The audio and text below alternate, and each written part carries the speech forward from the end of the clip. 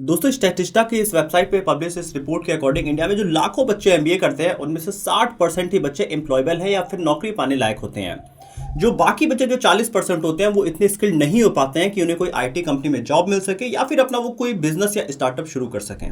लेकिन इस रिपोर्ट के अकॉर्डिंग आप अपने माइंड में कोई नेगेटिव इमेज बनाइए। इससे पहले मैं आपको बता दूं कि इंडिया में जितने तरीके के डिग्री कोर्सेज होते हैं उसमें एमबीए सबसे ज्यादा जॉब्स प्रोवाइड किया करती है। यानी अगर आप एमबीए के अलावा कोई दूसरा कोर्स जैसे कि पॉलिटेक्निक या एमसीए वगैरह कुछ करते हैं तो एम्प्लॉयबल परसेंट एमबीए से भी कम है, यानी आपको नौकरी मिलने के चांसेस यहाँ पे और ज्यादा कम हो जाते हैं। ऐसे में आपके माइंड में सवाल आ रहा होगा कि क्या इंडिया में एमबीए करना वर्थ है या नहीं, क्योंकि अगर आपने 20 से 30 लाख रुपए खर्च किया है कि एमबीए डिग्री के लिए और उसके बाद भी अगर आप अनस्किल्ड रह गए या आपको जॉब नहीं मिली तो आपका एमबीए करने का कोई वर्थ नहीं होता है।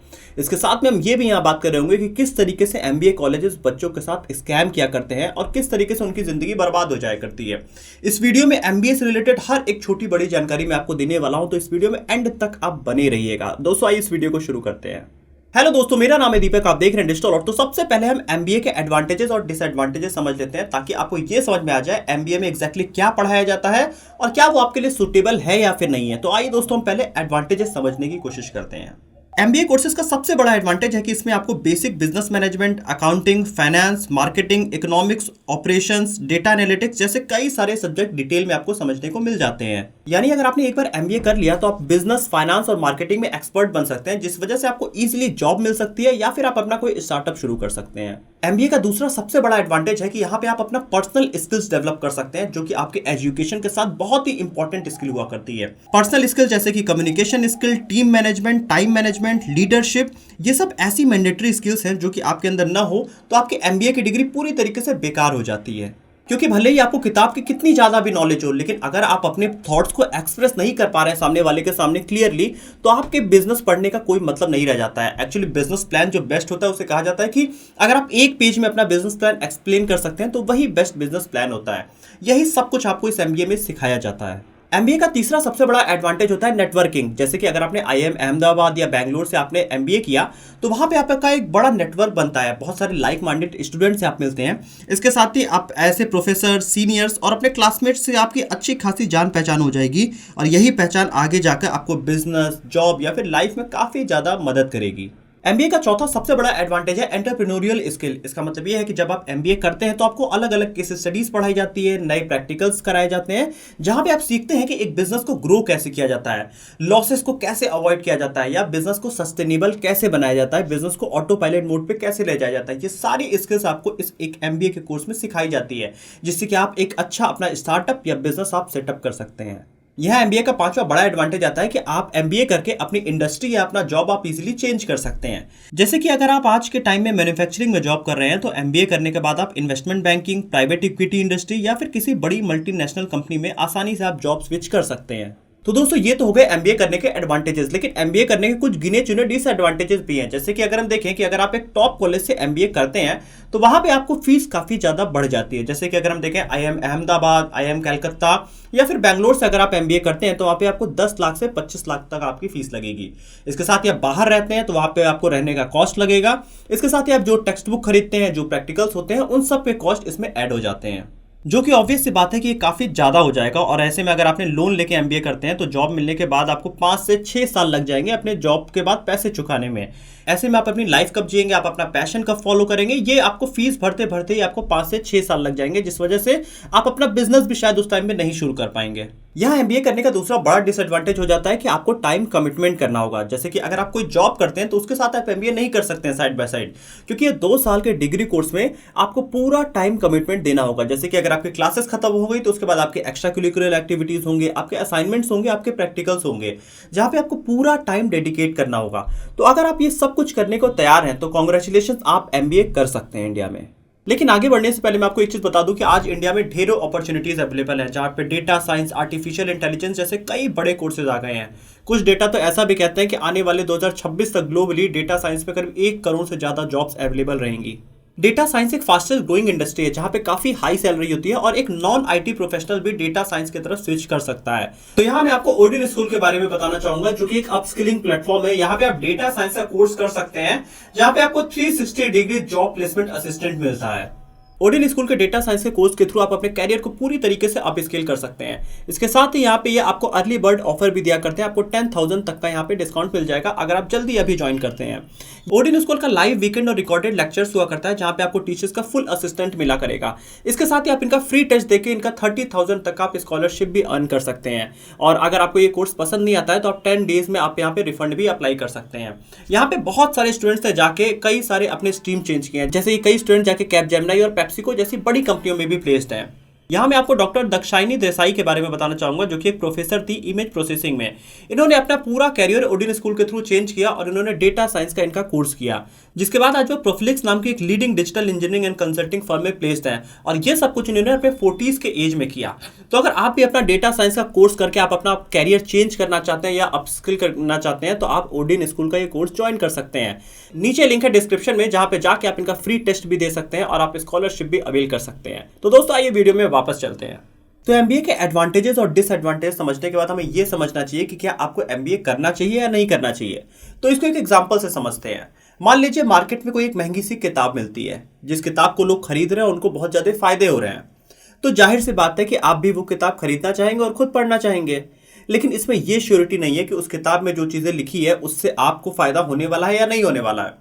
हो सकता है जो चीजें उस बुक में लिखी हैं वो आप किसी एक्सपीरियंस पर्सन से ऐसे ही सीख जाए, तो आपको यहाँ वो बुक खरीदने की जरूरत नहीं है। यही चीज एमबीए के साथ भी होता है। हो सकता है जो एमबीए के कोर्सेज में पढ़ाया जा रहा हो वो नॉलेज आपको बाहर से ही मिल जाए, लेकिन ये चीजें कैसे पॉसिबल होंगी, आइए इसको पॉइंट वाइज समझने की कोशिश करते हैं।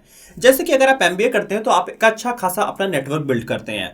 लेकिन अगर आप अपना ग्रेजुएशन कर रहे हैं और आप किसी टायर 1 सिटी से अपना ग्रेजुएशन करते हैं तो आप जिस भी कॉलेज में पढ़ रहे होंगे उस कॉलेज में आपका एक अच्छा खासा नेटवर्क बन जाएगा, अपने प्रोफेसर्स के साथ, अपने पीयर्स के साथ और पूरे आसपास के लोगों के साथ भी आपका एक अच्छा कॉन्टैक्ट बनेगा और उस इंडस्ट्री में भी लोगों के साथ बनेगा। इसके साथ ही आप लिंक्डइन का अगर एक अच्छा यूज करते हैं तो भी आप एक अच्छा खासा नेटवर्क बिल्ड कर सकते हैं। तो इस जगह आपको नेटवर्किंग बनाने के लिए तो आपको एमबीए की बहुत खास जरूरत नहीं है। दूसरा पॉइंट अगर हम देखें तो एमबीए करने के बाद आपको बिजनेस की काफी अच्छी समझ हो जाती है। लेकिन अगर आप शुरुआत से ही कोई स्टार्टअप ज्वाइन करते हैं, उसमें आप ग्रास रूट लेवल से आप काम करना शुरू करते हैं, तो वहां पे आपको स्टेप बाय स्टेप आपको एक एक चीजें बिजनेस की प्रैक्टिकल नॉलेज देखने को मिलेगी। इसके साथ ही अगर आप किसी बड़े सीईओ के साथ आप इंटर्नशिप कर लेते हैं तो उसकी जो लाइफ की जो पूरी नॉलेज है वो भी आपको अगले कुछ सालों में सीखने को मिलेगी। हो सकता है इसमें कुछ टाइम लग जाए, लेकिन आपको बहुत ही ज्यादा प्रैक्टिकल नॉलेज यहां से मिल सकती है। तो यहाँ पे भी आपको एमबीए करने की बहुत खास जरूरत नहीं है। आप किसी स्टार्टअप या किसी सीईओ के साथ आप जुड़ के आप ये चीजें सीख सकते हैं प्रैक्टिकली। थर्ड पॉइंट अगर देखें कि आप अपना अगर फील्ड चेंज करना चाहते हैं, मान लीजिए आपने अगर मैकेनिकल इंजीनियरिंग किया है, आपको वहां पे अच्छी जॉब नहीं मिल रही है और आप एमबीए करके फील्ड चेंज करना चाहते हैं, तो आज की डेट में वो भी पॉसिबल है ऐसे ही, क्योंकि आप कोई स्टार्टअप ज्वाइन कर सकते हैं। आज की डेट में स्टार्टअप्स किसी भी फील्ड के लोगों के ले रही हैं, जिस वजह से आप अगर कोई स्टार्टअप ज्वाइन करेंगे तो आप अपना फील्ड तुरंत चेंज कर सकते हैं। तो यहाँ पे भी आपको एमबीए करने की कोई खास आज की डेट में जरूरत नहीं है। लेकिन अगर आप इन्वेस्टमेंट बैंकिंग, प्राइवेट इक्विटी जैसे इंडस्ट्री में जाना चाहते हैं या कोई मल्टीनेशनल कंपनी में काम करना चाहते हैं या फिर इंडिया में 10 से 12 साल पुराने स्टार्टअप में जाना चाहते हैं, तो आपको वहां पे एमबीए करना जरूरी हो जाता है। इसके साथ ही अगर हम देखें कि आपको पूरी बिजनेस की नॉलेज, आपको मार्केट का पूरा रिसर्च, अगर सब कुछ एक साथ आपको सिस्टमेटिक वे में सीखना है तो आपको एमबीए बहुत नेसेसरी हो जाता है। तो यहाँ पे आई थिंक आपको ये क्लियरली समझ में आ रहा होगा कि क्या मुझे एमबीए करना चाहिए या नहीं करना चाहिए। मैंने स्पेसिफिकली आपको बता दिया कि अगर आपको कुछ चीज़ें चाहिए एक्स्ट्रा तो वहां पे आपको एमबीए जरूरी हो जाता है।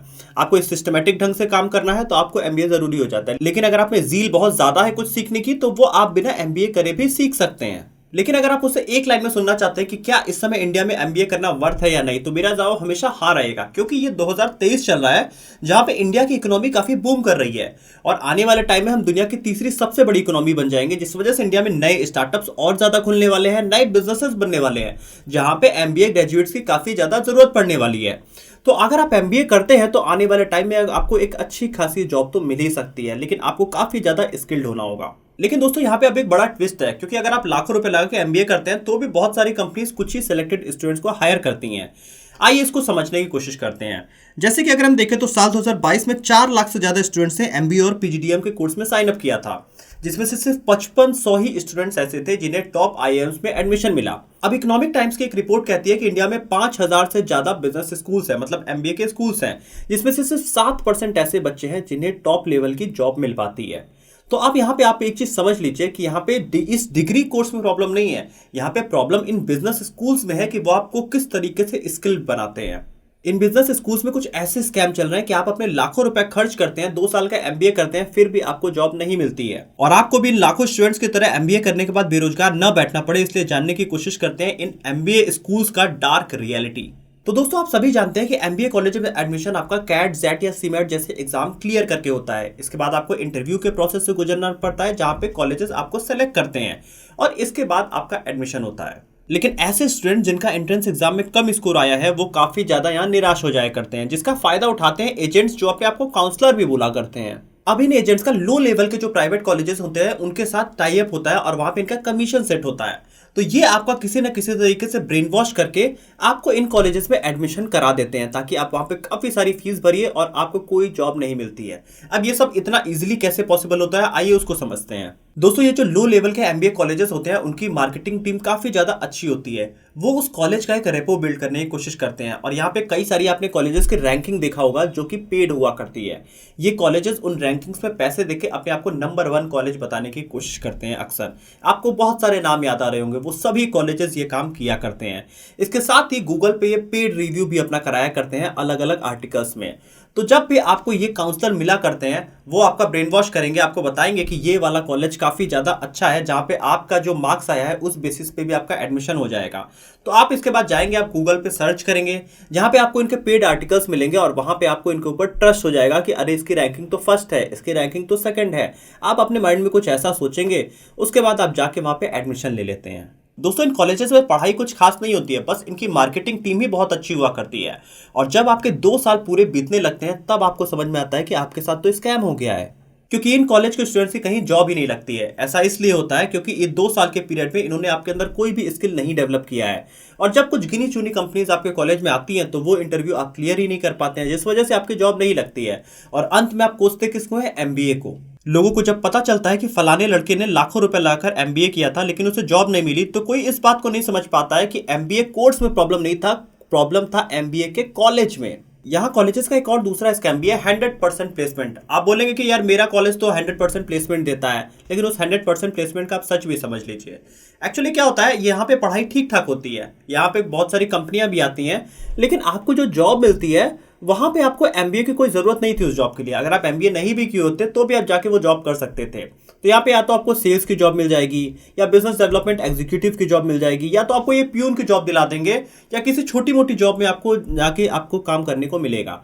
लेकिन इसके लिए तो आप एमबीए करने नहीं आए थे ना, आपको तो एमबीए करने के बाद एमबीए लेवल की जॉब चाहिए थी। अगर आप एमबीए नहीं भी करते, आप एक नॉर्मल ग्रेजुएट भी होते या नॉर्मल पोस्ट ग्रेजुएट भी होते, तो भी आपको ये जॉब इजीली अच्छी रेट में मिल सकती है। जो आपको ऑफ साइड जो सेल की जॉब होती है, वो आप ऐसे भी 12th पास करके भी आप जाके ले सकते हैं। तो दोस्तों, यहाँ पे एक बड़ा स्कैम है। यहाँ 100% प्लेसमेंट कराने वाले कुछ कॉलेजेस एक और स्कैम किया करते हैं। ये क्या करते हैं, कंपनीज के साथ टाई अप कर लेते हैं और ये बोलते हैं कि आप सिर्फ 3 महीने या 6 महीने के प्रोबेशन पीरियड के लिए आप हमारे बच्चे को आप जॉब दे दीजिए, जहां पे सैलरी काफी ज्यादा कम मिली जाती है। जैसे कि अगर आपकी सैलरी 30,000 होने वाली है, तो प्रोबेशन पीरियड में आपको 10 से 12,000 रुपए मिलेगा। तो यहाँ पे कॉलेजेस कंपनी से कहा करते हैं कि आप खाली प्रोबेशन पीरियड तक के लिए उनको जॉब दीजिए, उसके बाद आप उनको निकाल दीजिएगा। तो कॉलेजेस ने दिखा दिया कि हमने तो 100% प्लेसमेंट दे दिया, लेकिन उस प्लेसमेंट के बाद उस बच्चे के साथ क्या हो रहा है, ये तो कोई चेक ही करने नहीं जाता है। तो ये 100% प्लेसमेंट एक बहुत बड़ा स्कैम है, आप इस चीज को समझिए। आपको अगर पता करना है कि सचमुच में कैसा प्लेसमेंट है, तो आप उस कॉलेज से पास आउट हुए बच्चों को आप खोजिए। आज के डेट में तो लिंक्डइन पे काफी इजी हो गया है, और आप उनसे बात करिए कि वहां की रियलिटी क्या है। जिन्होंने कॉलेज खत्म कर लिया है और वो साल भर जॉब कर चुके हैं, वो आपको एग्जैक्ट बता सकते हैं कि उस कॉलेज में क्या होता है, एग्जैक्टली वहां पे कैसा प्लेसमेंट होता है। अब यहाँ आपके माइंड में एक बड़ा सवाल आ रहा होगा कि क्या मैं फॉरेन से जाके एमबीए कर लूं? तो अगर जो इंडिया का जो एमबीए का सिस्टम है और फॉरेन का जो एमबीए का सिस्टम है, वो करीब करीब सेम ही है। तो अगर आपको फॉरेन में जाके अच्छे कॉलेज से एमबीए करना है, तो आपके पास मिनिमम 4 साल का वर्क एक्सपीरियंस होना चाहिए एक बड़े कॉलेज में एडमिशन लेने के लिए। इसके साथ ही जो फॉरेन से एमबीए करने की आपकी फीस होने वाली है, वो 60 लाख रुपए से लेकर 3 करोड़ के बीच में होगी। लेकिन मैं एक चीज कह सकता हूं कि फॉरेन से अगर आप एमबीए करते हैं, तो इंडिया से कहीं ज्यादा एक्सपोजर आपको जरूर मिलने वाला है।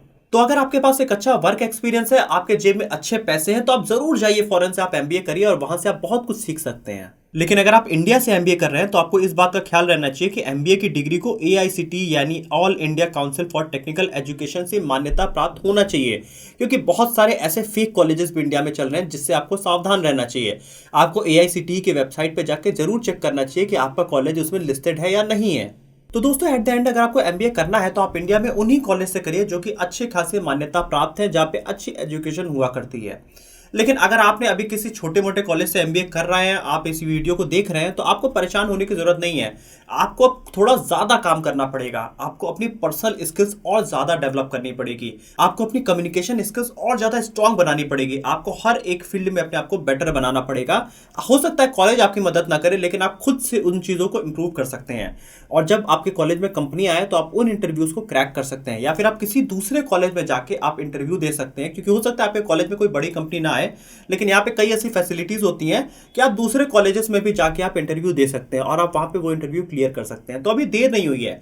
अगर आप एमबीए छोटे कॉलेज से भी कर रहे हैं तो आपके में काबिलियत होनी चाहिए। मैंने ऐसे कई एग्जांपल्स देखे हैं कि छोटे कॉलेज से भी एमबीए करने के बाद लड़के बहुत अच्छे खासे जॉब्स पाए हैं, क्योंकि उन्होंने खुद की स्किल्स पे काफी ज्यादा इंप्रूवमेंट किया है। तो अभी तक आपको लेट नहीं हुआ है। दोस्तों वीडियो के एंड में मैं आपसे ये कहना चाहता हूं कि अगर आपने किसी छोटे मोटे कॉलेज से एमबीए किया है, आपने अपने काफी सारे पैसे बर्बाद किए हैं, तो आप कमेंट ऑप्शन में जरूर लिख के बताइए, क्योंकि आने वाले जो स्टूडेंट्स हैं उनको ये चीज पता चलना चाहिए। इस कमेंट ऑप्शन में आपका बताया हुआ चीज किसी नए स्टूडेंट्स के लिए काफी ज्यादा हेल्प कर सकता है। तो दोस्तों वीडियो अच्छी लगी है तो वीडियो को लाइक करिएगा, चैनल को सब्सक्राइब करिएगा, और ऐसी ही वीडियो के लिए आप इस चैनल का बेल आइकन भी प्रेस कर सकते हैं।